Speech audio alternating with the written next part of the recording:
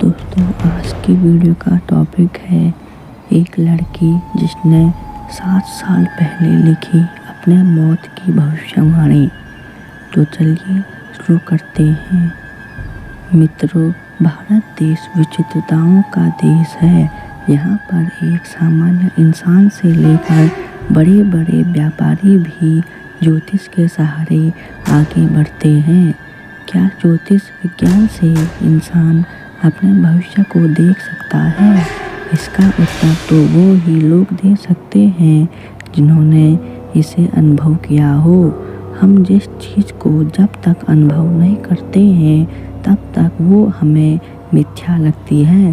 जैसे किसी इंसान की नौकरी नहीं लग रही हो तो और वो किसी ज्योतिष के कहने पर अपनी दैनिक जीवन में कुछ बदलाव करता है और संयोग से उसकी नौकरी लग जाए तो वो इंसान जिंदगी भर इसे ज्योतिष का चमत्कार ही समझेगा और जिसने इसका अनुभव नहीं किया हो वो इसे बकवास मान सकते हैं।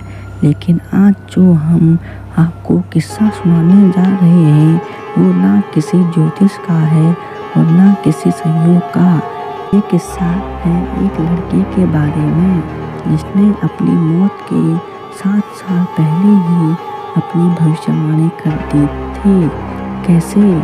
आइए जानें। उस लड़के का नाम अम्बा था और वो बचपन से बहुत होशियार थी। इस लड़के के बारे में आपको इंटरनेट पर कहीं पर भी विस्तृत जानकारी नहीं मिलेगी।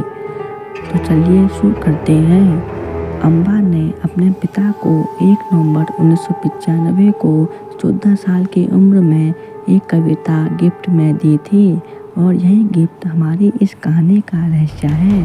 आखिर क्या ऐसा लिखा था उस कविता में जो भविष्य की सच्चाइयों को बयां कर रहा था और वो उसकी ज़िंदगी का आखिरी सच बन गया। उस कविता में अम्बा ने लिखा था, एक निर्जीव शरीर पड़ा, मेरा शरीर जिससे बंधी थी, मैं अनोखे धागों से एक लगाव सा था, क्योंकि वह मेरा शरीर था। दर्द तड़प रही थी मैं एक और सांस जीने के लिए, झूम उठी मैं अपनी आज़ादी से, मैं उड़ी मैं चली एक नई उड़ान भरने, दिल में एक आस थी, एक नज़र देख लो लूँ, मेरी खत्म होती ज़िंदगी, मेरा शरीर छलनी होकर पड़ा था, खून में लथपथ यादें 21 साल की, विदाई इस शरीर की सारे बह गई इस मन से, लेकिन आज मैं उठी और उड़ी, पीछे छोड़ अपनों की सिसकियाँ, मैं उठी और उड़ी मेरे नए घर की ओर, मैं अकेली पर मैं थी खुश, आँखों में लिए सपना नए जहाँ का। अम्बा ने अपनी ज़िंदगी में केवल यही कविता लिखी थी, हालांकि उसे डांस और पेंटिंग का काफ़ी शौक था। अम्बा अपने पापा और अपनी एक सहेली सलोनी को अपना सबसे अच्छा मित्र मानती थी। धीरे धीरे अम्बा 21 साल की हो गई। उसके पिताजी उसकी वो ही कविता के बारे में सोचकर हमेशा फिक्र करते रहते थे। एक दिन सलोनी देर रात घर नहीं पहुंची तो उसके पिताजी बहुत घबरा गए, लेकिन कहते हैं ना होने को कोई नहीं टाल सकता। 19 नवंबर 2001 को अम्बा की ज़िंदगी में वही मोड़ आ गया और उसके हाथों से लिखी वही कविता, वही आखिरी सच। उसकी गाड़ी उस रात अंधेरे में भटकने से खाई में जा गिरी और वो उन्हीं कविता के पन्नों के जरिए अपने नए घर में पहुंच गई।